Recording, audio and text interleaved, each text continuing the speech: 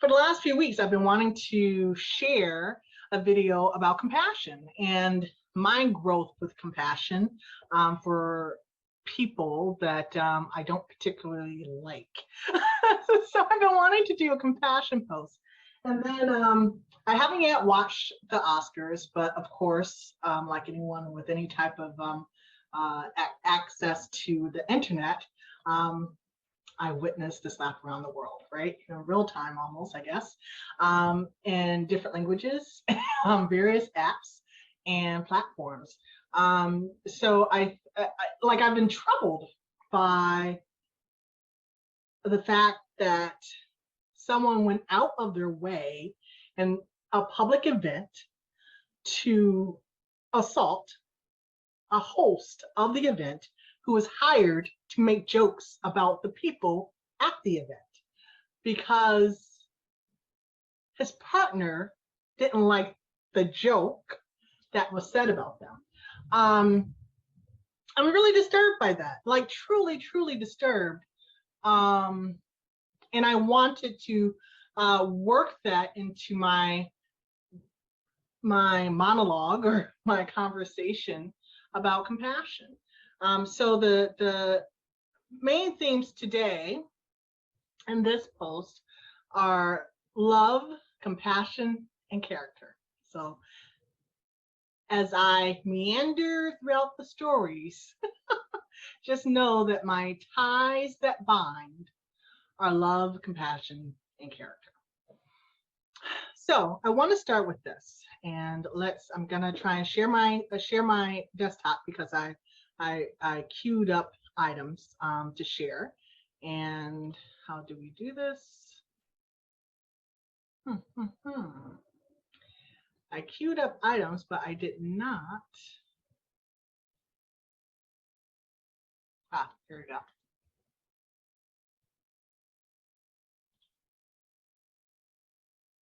So the first thing I want to show is that, let me start with, this is a picture of GIG, right? So I understand that there's background to everything and not everyone's privy to your background and not everyone's privy to your struggles. So I'm going to, yes, this woman is going to bypass the whole Black woman thing, the Black woman hair tie, and Jada's personal experience, and just go with the surface. So bear with me. She literally looks like G.I. Jane. She is an actress at an acting awards show. And I didn't get the joke at first. I had to watch it several times. And I honestly did not see where the offense was, right? Until I started reading all the replies about, her personal struggles. I was now aware. I think she's gorgeous no matter how her hair looks. And obviously it's not about what I think. I get that. But she is an actress who literally looks like a role that has been performed by another actress. And the joke was, I can't wait to see G.I. Jane 2. So on the surface, how is that insulting, right? So that's where I'm coming from first, right? So they look like they could be sisters right here. Like this, it's astounding to me that, this comment, and I'm gonna play it.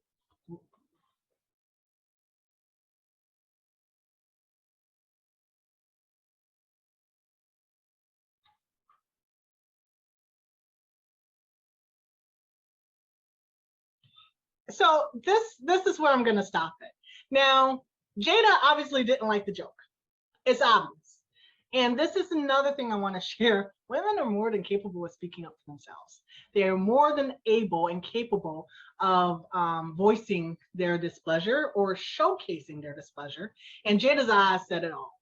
She was not appreciative of his comment at all. And he received that. Like, he literally said, oh, come on, that was a nice one. And it was. For him, it was nice. Like, it wasn't an attack. It was an observation. And I'm guessing it probably wasn't written in, or maybe it was written in. If I don't know, again, I don't know background. He could have had information on where people were sitting. But from what I know about comedians, they do work the crowd. And he made an observation. You look like G.I. Jane, and this should be your role. I can't wait to see it in part 2, right? So how that comment led to her husband getting out of his seat and walking on stage and slapping this man blows my mind. Like, my mind is completely blown because there are several reasons. One, there's no way on God's green earth I can imagine a Will Smith doing this to any white or non-black performer at all. And we've been watching Will Smith for over 35 years. So in 35 plus years, we have never seen this from Will Smith. Okay. So there's no way I can imagine this happening to another performer. So now we have something where a black man in his mind defending his black woman is assaulting another black man in a situation he will most likely never have considered assaulting another man of any other race. Mind blowing. Okay. At an event produced by a black man and woman. I don't know if I'm guessing, I don't know if the female producer is also black, but she's a woman, okay? So at an event of this stature and this magnitude with this type of visibility, that's mind-blowing to me. So that's just optics. So, and this is not fully about optics, but that's one of the things, like, I really didn't think it was real. Like, I watched it several times. I was like, no, that's staged. That has to be staged. And then I kept listening, like, going back to Will saying, keep my wife's name out your effing mouth. And I was like, okay, Will looks really disturbed. Like, he looks pissed off, because I'm like, okay, but wait, this is live. I'm like, and Will's cursing? Will's cursing live on TV? Okay, maybe this isn't staged, because I just could not comprehend how you went from an actress being identified for a character role, okay, in front of her peers, to her husband assaulting the person who made the comment. And that's just surface. So the thing that really made me want to comment, though, is Will claiming this is love and protection.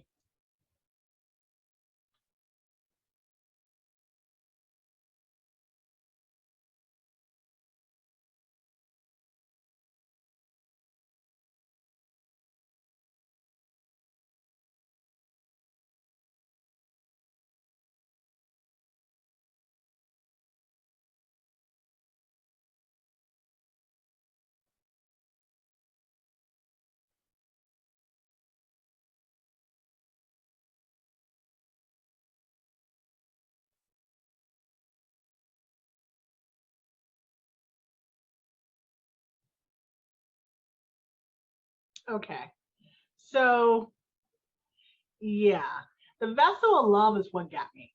So this was not a vessel of love behavior, right? And I probably wouldn't have come on to talk about love and compassion if he had not said that, and if he had not tried to frame his assault in terms of him defending his family, and putting up with all the stuff, because that was neither the time nor the place to take up. I'm guessing there's like a deeper history here. And so again, I don't know the history. I'm just going off of the surface. It was inappropriate. But I want to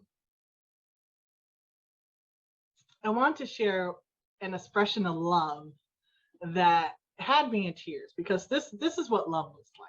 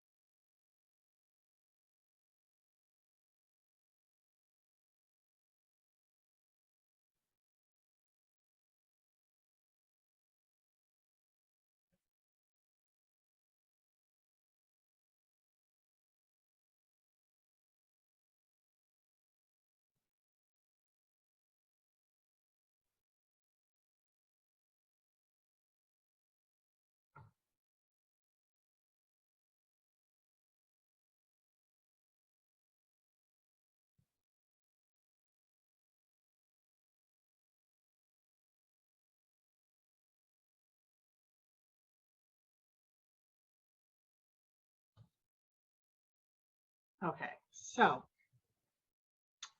what I would like to say with Senator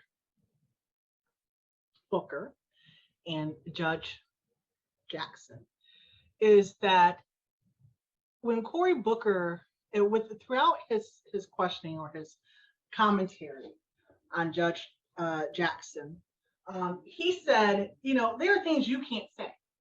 And I've been sitting here listening to these people attack you all day for 11 hours. You sat here through 11 hours of attacks and you can only say certain things. So I'm going to say the things that you can't say. And I'm going to set up a foundation for you to build upon and say the things that you want to say, because I am in a position to support you. I am in a position to elevate you, and I am in a position to show you love. Show you love, okay? That was one of the most beautiful, beautiful expressions of support and love and compassion that I've seen in the public sphere ever in this country, certainly in politics. And so what I want to say is that I think that we as human beings in this culture, especially this voyeuristic culture, where we look in other people's lives without having any context of background and undercurrents and anything that's off the screen, right? We can only go by surface. We can only go by what's been said before, recorded before, or shown before, right? And because everything is so superficial, Will Smith can get up on a stage and slap a man and say, hey, I'm defending my wife's honor because you offended my wife. And people are like, oh, yeah, that's love, that's love, that's love. No, that's not love. That was assault. Chris Rock was not assaulting Jada at that moment. He was not threatening Jada at that moment. He was not demeaning Jada at that moment. There was no need for Will to get up out of his seat, walk on the stage, and attack Chris Rock. There was no reason for that. And I'm appalled by it. And I'm appalled by the people who think that that's an excellent example and expression of love when it's just aggressive violence. So kudos to Chris, like extreme kudos to Chris for not losing his cool. Because I honestly, me, I would have hit back. Like there's nothing in me that would have stopped a reaction. there's as much as I love God, I'm talking to you about compassion and love and character. LaShonda would have responded with a punch. Like that's just everything that I know I am. So kudos to Chris Rock for not responding with a hit. Okay. Because that would have then turned into a brawl on national TV. And then we all be like, damn, we can't take us nowhere. And we already know we trouble sometimes when we get into the same room. And another thing that was very uneasy for me to watch was how Will got a standing ovation. One, he wasn't escorted out the room, okay? Two, he was allowed to accept his, and I don't think his Oscar should have been taken away, I'm not saying that. But the fact that there was no immediate repercussion, like even if he would have been escorted out of the room and just brought back on stage to accept, that would have seemed as if there was an understanding of the magnitude of the violence that had just happened in front of the world, right? On some level. But everyone got up and cheered. And I'm going to tell you this as a woman who is in the body of a child who was abused by beloved family members, who have always, those family members, the abusers, have always been supported, right? It's like, whereas I have always been ostracized, right? And so I'm sitting there watching people literally support somebody who just attacked somebody as if that attack did not happen. And I'm telling you, I was triggered. So I'm just triggered by that. And I love Will Smith. I love his work. I love what he's, provided for the culture. I followed him for as long as his career has been active. And the same with Jada, and the same with Chris, right? But wrong is wrong. Like literally, wrong is wrong, and you can't say that he was protecting his wife. Protecting his wife from what? From someone saying something about her? The internet is talking about Jada and Will all the time. So you're gonna go around stopping everybody on the internet because they said something? Like, how does this make sense? So I'm just very concerned, or disturbed, very disturbed by that. Who cares about my concern? But because of that, I wanted to go through. Oh my. I wanted to share some definitions because Will said that he sees himself as a vessel of love, and he was deflecting big time, in a very manipulative way, right? So the fact that he purposely got up and said that he wanted to apologize to the Academy, right? So he's aware that he did some wrong. He's aware that he was inappropriate, right? But he chose to apologize to the Academy and said, I hope I'll be invited back. So he apologized because he knows there can be repercussions against him by the Academy, right? And he apologized to his peers in the room, his fellow nominees, because he knows that, okay, well, my actions sort of, marred their night because this is also their night, right? So he, on that level, he's aware of the injustice and the wrong that he inflicted on not just the person he hit, but on the people who witnessed, okay?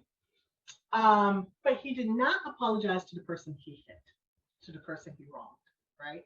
And that, to me, is all ego and pride and just a determination to stay near wrong. And so that's where compassion comes in.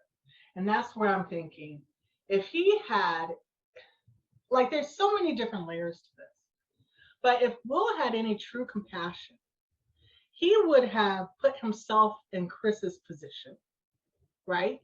And said, man, how would I feel if I'm hosting an event like this and someone came up and assaulted me? Would I want to be on the receiving end of that, right? Or like, how would I have preferred that person respond to me? Because Will and Jada's look said it all. And Chris immediately said, oh, but I thought that was a good one. I thought that was a nice one. Meaning that he was backing down just from Jada's look. Jada already handled that, okay?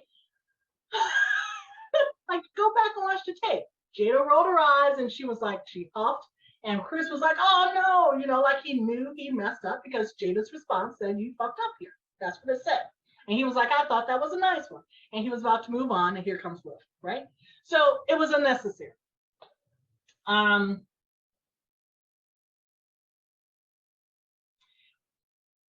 far as, okay, so some time ago, I made a video about my cousin's husband. I'm just going to call him cousin's husband. Don't want to identify anybody by names. And it was a expletive-laced video. Like every other word was my favorite word, F, F, F, all this, because I was so aggrieved by this man's aggression towards me. So basically I'm renovating my house. I'm coming along, got some drywall up. He helped me with the demo. He was my primary demo person. But he's been very integral, and I've since called him back to help me hang drywall on the ceiling, and he's helped me do some other stuff upstairs and stuff like that. And I was very angry with him, because some months ago he told me he sees me as a strong woman. So he's threatened, and he's vocal about being threatened by my strength, I guess, my size, my ability to do for myself.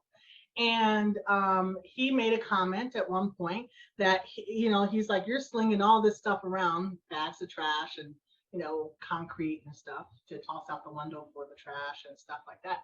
He said, you're swinging all this stuff around like it's nothing. You know, if we ever get into it, I'm going to have to shoot you. Triggered. I was extremely triggered. Not a fan of violence. And certainly not threats of violence against myself, right?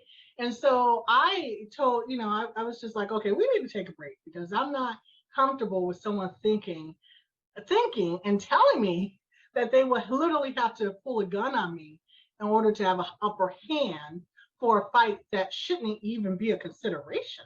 So, like I sent them away for several weeks, and lo and behold, I couldn't get anybody else to help. So I ended up, eating my fear and my, revulsion and my concern for my own safety because I needed help with this house. So I called him back, and he ran his mouth again, and I sent him away again. And so I think this has happened a few times. And so I think the third time he came back, I was just like, we don't need to talk. Like the second time he came back, I was like, we don't need to talk. But I tried to have a conversation with him and got offended again. I was just like, okay, I need another break. I really can't I can't handle your mouth. Like it's just too wrong, negative, and nasty. And since the third time, I have just tried not to have conversations with him. When I let him go that time, it wasn't out of anger. It was just because I basically ran out of money. And I said, listen, I'm low on funds, so I'm going to do what I can do by myself. But if you don't mind, would it be okay if I call you back to help with the things I can't do by myself, like the heavier things or, whichever. And he said, yeah, sure, that's fine. You can, call me when you're ready for help, And so this is the fourth time. I called him a couple weeks ago, and I literally put this off for like 2 months, almost 2 months, because I was like, I'm going to figure out how to hang, 40 pounds over my head of drywall. I tried levers. I tried putting tacky things on the ceiling to sort of tip it up. I tried a couple of things. I was like, LaShonda, you're going to be in here dead in this house with nobody the wiser because you done fell down a ladder or stairs because you don't want to call this man for some help. And this is pretty much when the idea for a post on compassion sort of came to me, because I'm sitting here and one, I had to have compassion for my own plight, right? So self-compassion in the sense that, okay, there's no one to help you with this house. Like I've reached out, I've called, I've tried, I've looked, I've asked, I've begged people. And when I say begged, I'm talking about contractors in the neighborhood.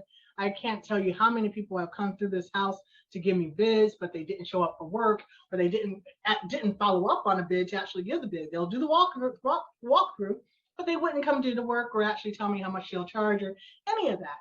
And so even though I was trying to figure out how to hang this stuff over my head, here I am holding, 8 feet by 4 feet with one hand, not possible, and screwing it in with the other hand, not possible.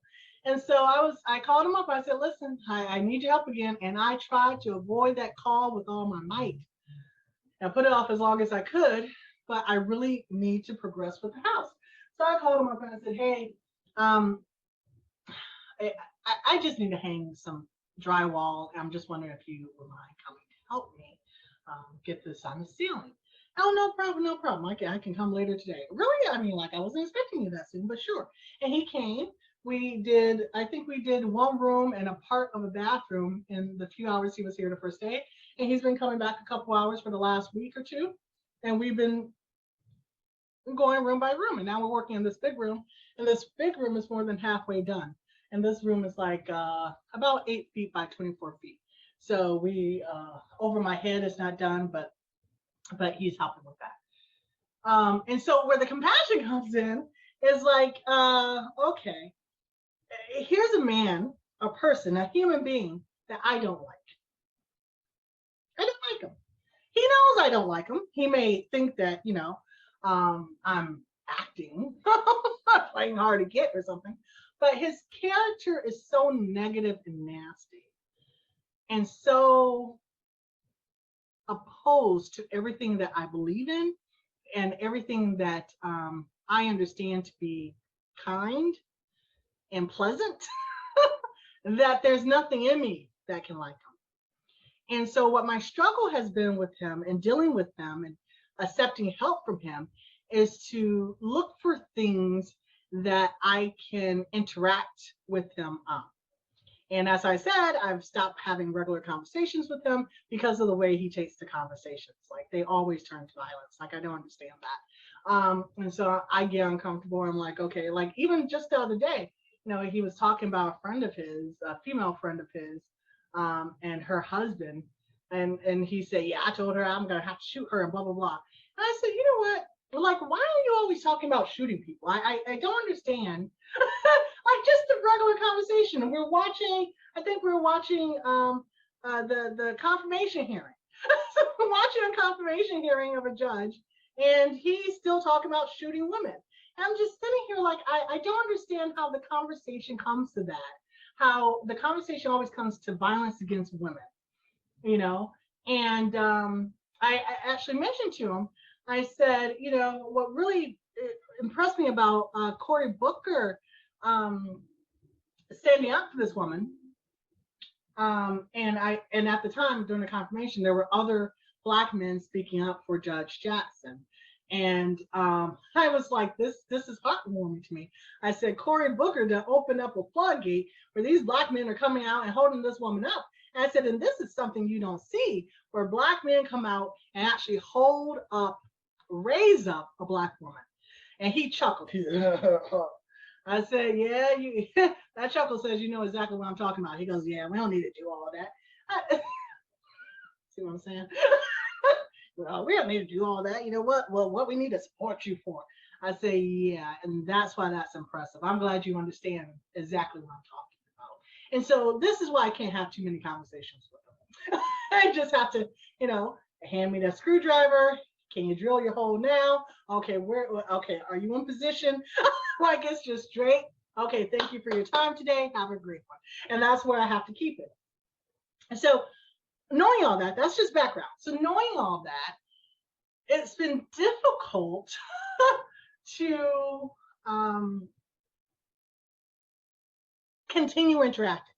So when he doesn't want to work, like today, I told he wanted to work over the weekend and I needed to rest. I said, how about Monday or Tuesday? And, I think he wants me to sort of chase him. I'm not chasing. He'll call when he wants to work. So he didn't call today. I'm good. I'm so good. I'm happy for the rest. I'm happy for not having put up with your energy and your vibrations in my home. I'm good. He'll call, and I told him a couple times, hey, listen, if you're not here helping me with the drywall on the ceiling, there's so much more stuff I can do. I'm not going to stress. So when you're able to help put that up, come by then, and I'll make time to, take your help. So all that to say that if I was not able to find some way to compassionately interact with this other human being, I would literally have absolutely zero help with this house. Zero, right? And so obviously, my effort is biased. My effort is in the quest to find assistance for myself. But in that quest and in the seeking of assistance for myself and my project, I'm also learning how to go beyond my own judgments. And that's the lesson, I think. So I'm learning that even though this is somebody I don't like personally, somebody I feel threatened by, and this is by no means whatsoever to encourage anybody to put themselves in situations where they feel threatened or uncomfortable. I'm not advocating that at all. I'm just saying that for myself, where I am right now, in order to get certain things done, I need to brace myself to work with people that I would rather not work with, or one person. There's not people, just one person. And so that's where I'm at. And that's where the idea of compassion was coming. And so compassion, and I just want to use definitions because, I can share the stories and the examples and all the other stuff, but I want you to be able to go and do your own search. So compassion, sympathetic pity and concern for the sufferings or misfortunes of others. And so what I will share about my cousin's husband is that there's obviously trauma in him that makes him think in such a violent way. And I had a conversation with him, and I know some of the background. And the other day when he was leaving, I think I asked him a question about why is violence his first recourse in a conversation. He's like, well, that's all I know. That's where I come from. And it's a likely excuse. Like I can certainly say that I was birthed in violence also, or that I lived, a life of violence, and I continue. I'm in this country. My entire existence in the United States is one of violence, right? There's no respect for Black women. There's no respect for single women. There's no respect for women in general, right? So I could sit here and say that there's acts of violence, verbal, physical, suggestive, whatever, almost on a daily basis, or whenever there's some sort of interaction with other people, men in particular, and sometimes women too, but yet I'm not perpetuating that mentality and that sense of predatorship on other human beings. So yeah, you can say, oh, this is all I know, but why is it something that you want to continue to perpetuate? And that's just a real concern for me. So I want to share a passage, and this is Philippians 2, starting at number 1. If then there is any encouragement in Christ, any consolation from love, any sharing in the Spirit, any compassion and sympathy, make my joy complete. Be of the same mind, having the same love, being in full accord and of one mind. Do nothing from selfish ambition or conceit, but in humility regard others as better than yourselves. Let each of you look not to your own interests, but to the interests of others. Let the same mind be in you that was in Jesus Christ. That's compassion. It's putting yourself into someone else's shoes. And so even though I'm working through my own distaste, the work is actually trying to get this person to think differently, right? By sort of, okay, well, I don't, let me say this. I don't think that, I believe people are who they say they are. And I believe what people say about themselves. So I am not discounting anything this man has said about himself, his life, and his thoughts, which makes him a very viable threat, okay? But at the same time, I know that he wants to work, and he wants the money that I pay him to work on my house. And so there's an incentive for him to actually continue to come back to help me because he wants the funds. And that's what I go off of. So yes, there's a benefit to me, but there's also a benefit to him. If I no longer provide the benefit of cash, untaxed, okay, for his pockets, then yeah, he might become everything that he says he is. And that's sort of how I sort of process my interactions with him. Not necessarily by treating him like the criminal, but treating him like a worker, a laborer, somebody who values the opportunity I'm providing and the cash that I'm paying, right? And outside of that, there's no interaction and there's no relationship. And so in that same vein, I would say Cory Booker showed a great deal of compassion to Judge Ketanji Brown Jackson when he saw that she was being inundated with insults and stereotypes that she could only address directly without expanding on her larger life, her larger career, and her larger influence, right? And that the compassion that Booker had for Jackson was such that he said, I'm going to use my time with you to allow you to use your words to describe your life, your career, your values, your character. That's compassion. That was love in action. That was protection. That was support. That was a defense. And not only a defense of her, but a way to allow her to defend herself. Because he didn't say all the words and then just shut up and pass the mic to someone else. He said his words, sorry. He said his words and used his words in first service to set her up in order for her to use her words to show who she is. And that goes back to my earlier point about women being able to speak for themselves. We have been speaking up for ourselves for all of eternity. For as long as we've been created, we've been speaking for ourselves.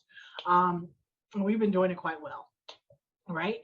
We've been standing up for our ideals, for our communities, for our families, all these things. And so that was just very big for me. So for Will to get up there and say, basically he said, my character was the one who defended his family, and I'm here defending my family. What were you defending your family against? There was no threat. There was none. There was no indication of violence whatsoever against Jada in that moment, at that time, And then he said, Richard Williams was known to be crazy, and here I am making myself look crazy. So now, so now you're misrepresenting the need for defense, and then you're basically calling someone crazy and trying to align your own actions with that, because, as he said, people do crazy things for love. None of that's love. Like, none of that is love. Like, he could have literally just, did a cut scene or some motion to Chris. Who knows if he did off camera, and just like, move it along, bro, move it along. That would have been support for his wife. He could have talked to Chris behind stage, okay, Jada feels some sort of way. I feel some sort of way. Can you please clean this up and, do an apology, something, but he didn't have to assault the man. Let's see what love, the dictionary, and the Bible says about love. So the dictionary is an intense feeling of deep affection, a great interest and pleasure in something. I love 1 John, 1 John, 1 John, whatever. And everything that it says about love, because it really gives you a deeper understanding than something between just two individuals in a romantic relationship. Love is something that we have for humanity, right? That stems from our love of our Creator and flows to the creation, right? Not just those who we choose, i.e., I don't like cousin's husband, but I'm still trying to show love and compassion in the way that I respect his time and his skills and his personhood and his choice to continue to work with me, knowing that I don't really care for him, right? That's a choice, Love one another. This is 1 John 3, verse 12, beginning. We must not be like Cain, who from the evil one, we must not be like Cain, who was from the evil one and murdered his brother. And why did he murder him? Because his own deeds were evil and his brother's righteous. Do not be astonished, brothers and sisters, that the world hates you. You know that we have passed from death to life because we love one another. Whoever does not love abides in death. All who hate a brother or sister are murderers, and you know that murderers do not have eternal life abiding in them. So, I'm not saying Will is murder per se, but Will has a lot of love work to do, because the definition he was going off of, which meant that in order to love my wife, I must violate someone else, is not love. like in God's, in the represented description of love, there's nothing that says love only exists between husband and wife. Love is something that exists within the creation of humankind, right? And so we have to expand our understanding. We have to expand our concept. I have an uncle by marriage who I truly admire. And I lived with him and my aunt when I was in high school. I lived with them for a couple of years. And my aunt had 2 young kids at the time, and he had 2 young kids. But I hardly ever saw his kids. His kids lived with their mother, and rarely came over because my aunt didn't want to be bothered, right? And my aunt hardly wanted to be bothered by her own kids. I was basically there as her live-in nanny. You know, people are people. So yeah. So this uncle by marriage adored my aunt. And it was the first relationship that I had ever witnessed. And by that time, I got with them like the summer I turned 14 and stayed with them till I was, I don't know, 15, 16, right before my 16th birthday. And so they were the first relationship, man and woman relationship, husband, wife, to become husband, wife, relationship, intimate partnership that I saw where the woman had more power in the household than the man. And they were the first relationship where there was practically no physical confrontations, right? There was this respectful dialogue for the most part. There was one altercation. So there was one altercation where my aunt harangued this man to the point that he actually put his hands on her. And for the audacity of, and mind you, I'm not excusing anything, but she literally followed him from room to room multiple times with him saying, leave me alone, okay, I hear you, leave me alone. And this went on for quite a while. And finally, he just grabbed her by the shoulders and put her against the wall and said, please just leave me alone. And that's all he did. Literally all he did, just leave me alone. And she called the police on him, and he spent the night in jail. And I had never in my life seen anything like that, like never. The women in my family who had been abused by the men in their lives were literally beat down like they were people in a dark alley. I mean, all but stomped. We're talking slapped, punched, kicked. I mean, that's what I grew up seeing. And I'm talking my mother and another aunt. My grandmother beating her kids and shooting at people. Like I grew up with that sort of violence visually in my face. And you didn't know what was going to throw somebody off, or what was going to, what they were going to pitch a fit over, I had no idea. And so to be in a space where someone literally just grabbed it, like they're asking you for a half hour to shut up talking to them, and you don't shut up, and not only do you not shut up, you keep following them in the room, and you're just in their ear and in their face, what you gonna do, what you gonna do, what you gonna do. Finally, he just shook her, leave me alone. And she called the police and went to jail. I was like, wow, I ain't never seen no stuff like that. It just blew my mind. Now, I thought she was in the wrong, completely thought she was in the wrong. But at the same time, it was an expression of power by a woman in a situation that I had never seen. And prior to that, the most powerful statement that had been told to me in a woman in an intimate relationship was that I give as good as I get, right? And that was my mom. And she defended the fights she and my father would have by saying, well, he hit me, I hit him back, and I give back as good as I get. And I was like, but Mom, you're always on the bottom. Like, how is this a fair fight? I couldn't understand.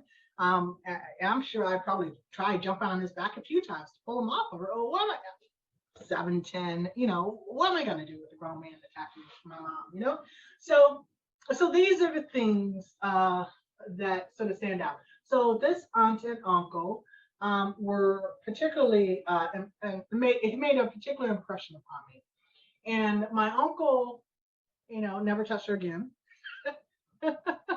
In anger, never put his hands on her again in anger. And so she nipped that in the bud. But she continued to harangue him. She continued to humiliate him in ways that I truly have no full understanding of, but I know things were going on. But what I wanted to share was the main impression that I came away with this uncle was that he adored her and put her on such a pedestal that he blocked out everybody else. And I remember thinking, I would love for a man to love me the way my uncle loves my aunt, except that I want him to also love others, right? And this is like me early years, right? Because I mean, he showed care for me because I was in the household. He showed care for her kids because they were in the household. And I literally can't tell you what type of relationship he had with his own daughters because they were in the household. And if she didn't want to be bothered with him and he wanted to see his kids, he had to see his kids someplace else. And I just thought that was wrong on so many levels.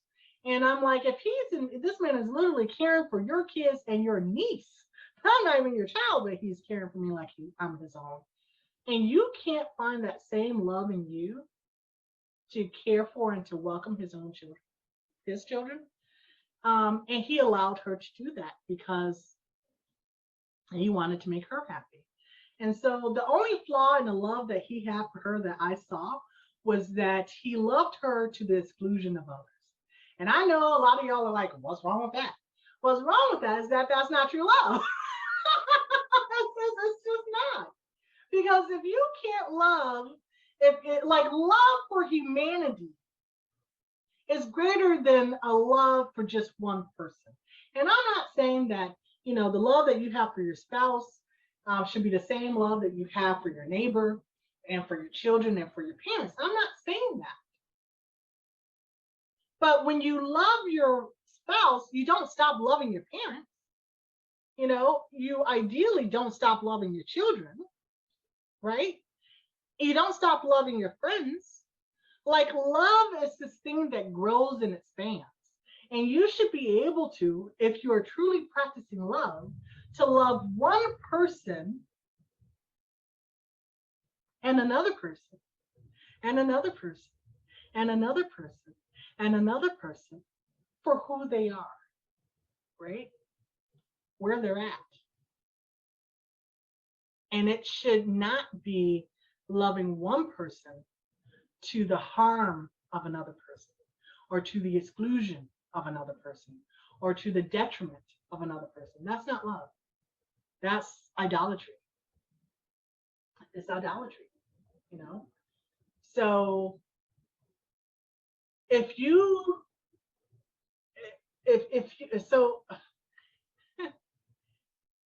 love God, and let me see if I can find this verse. Should be next chapter. Loving God, so the book says, means that you also love his creation.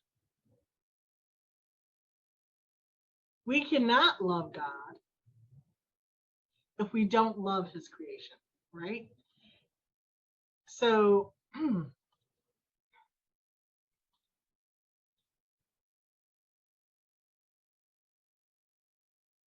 and this is 1 John 4, verse 7. Beloved, let us love one another because love is from God. Everyone who loves is born of God and knows God. Whoever does not love does not know God, for God is love. God's love was revealed among us in this way. God sent his only Son into the world so that we might live through him. And in this love, not that we love God, but that he loved us and sent his Son to be the atoning sacrifice for our sins. Beloved, since God loved us so much, we also ought to love one another. No one has ever seen God. If we love one another, God lives in us, and his love is perfected in us. Okay?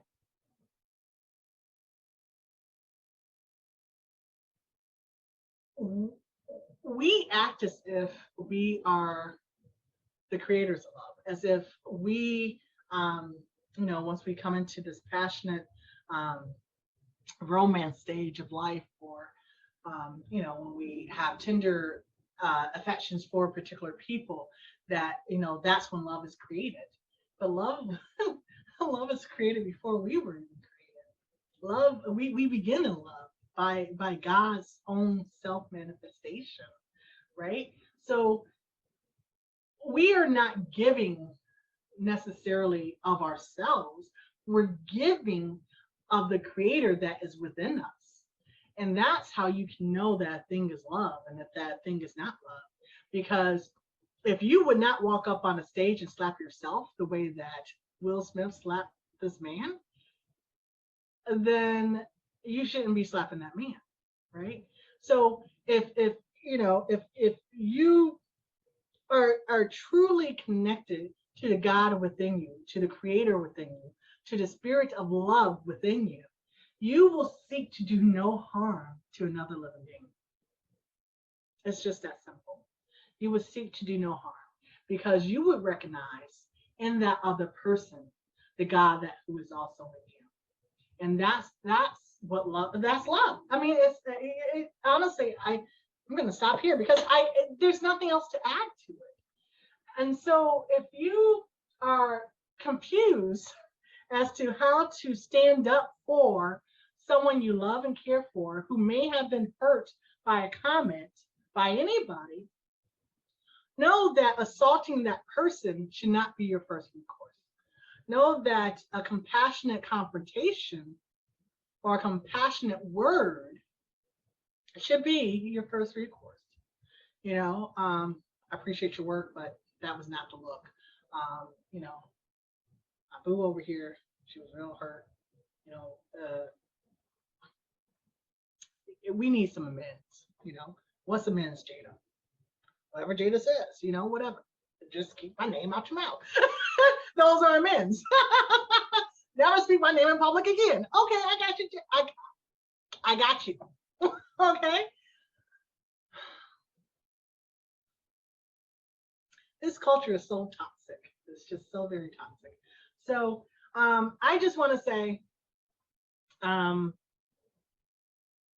as you move forward in your day, in your week, in your life, on your journey of love,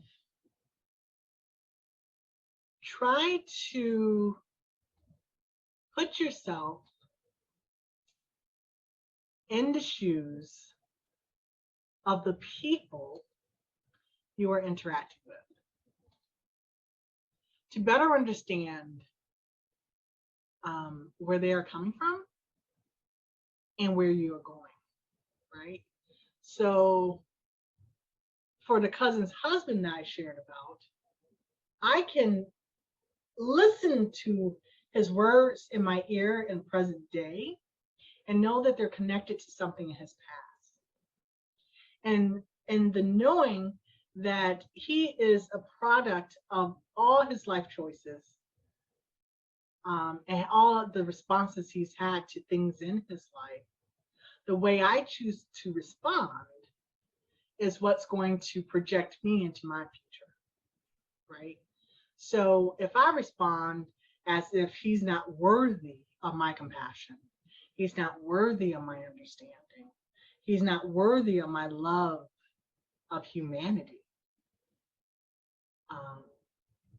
If I respond in a way that suggests that he is not an equal creation of the God who created me, then I'm moving forward in my future as a lesser being or a less evolved being than I could be, right? And so, this journey is no joke. It's hard, it's difficult. There's a lot of self-accountability that you have to have on a daily basis. And Will's acceptance speech lacked personal accountability. So I wanted to point that out. And this speaks to character. So character, the mental and moral qualities distinctive to an individual. That's the dictionary. And the verse I'm going with is Romans 5, verse 3. We also boast in our sufferings, knowing that suffering produces endurance, And endurance produces character, and character produces hope. And hope does not disappoint us because God's love has been poured into our hearts through the Holy Spirit that has been given to us. Amen. That's my share today. So, listen, I used to be a pacifist. I'm not so much a pacifist anymore, meaning that I don't go seek out violence, but I will defend myself in violence. So I won't come for you, but if you come for me, you're going to be going back with something extra. That's all I'm saying.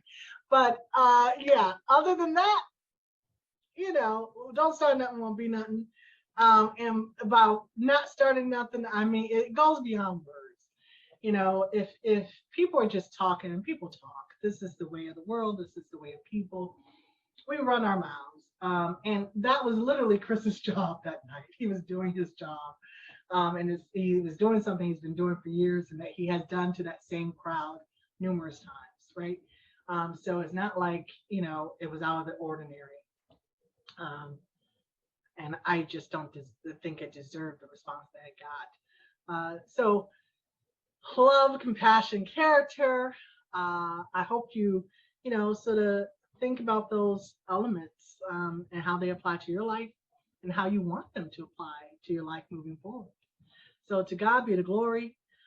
May God, work on the trauma that is working through or, sitting underneath the surface of Will, Jada, and Chris with whatever struggles that they have.